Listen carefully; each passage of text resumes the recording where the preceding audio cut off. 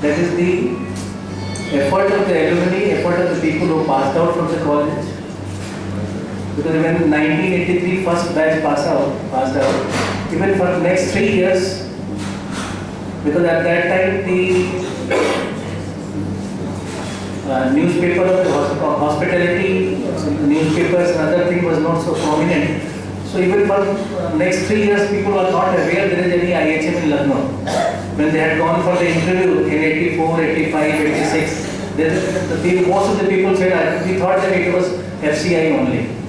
So from that very humble beginning, that institute that was started way back in 1969, and we will be celebrating 50 years in 2019 of the existence of the institute.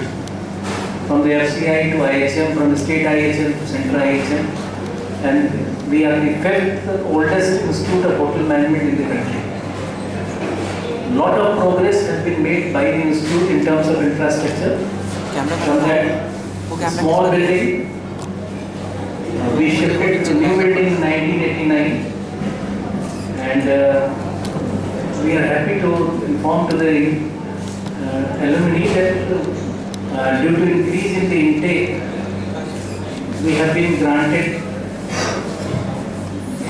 permission for constructing a new campus, new building in the same campus with the cost of about 16 crore rupees. The project was started this year in the month of January only, last year in the month of January, and within 1 year we are able to have about 65% of the work completed of the new building. After this event, I will request to the alumni, those who are here after so long and may not be here, probably some of them who are staying abroad, to have a look at the new building that we are constructing. That will be a 5-floor building. So what I mean to say that a lot of things has been added in last few years, and you will be happy to note that this institute is fully autonomous and self-supported in terms of recurring expenditure. From last 15 years, IHM Lucknow have not taken any grant from Government of India for recurring purpose. It includes salary, training, pension, medical and other things. We have the corpus of near about 6 crore rupees with us to meet the retirement benefit, depreciation and other event. So what I mean to say is that the institute, with the number of students have increased from 40, the first batch that we started with 40, now it is 290. So lot of progress happened in this institute, and it is responsibility of we all alumni to remain associated with the institute for the betterment of the students who are studying here and for the interaction among the alumni as well as the other industry counterparts.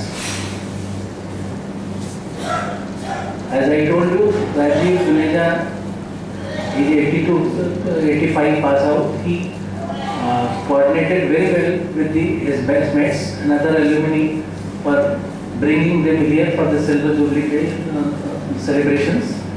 On behalf of the alumni and on behalf of the institute, we would like to praise his effort.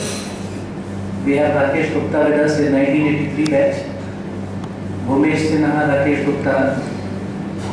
All these people are the pillars of the alumni that was started about 5 years back.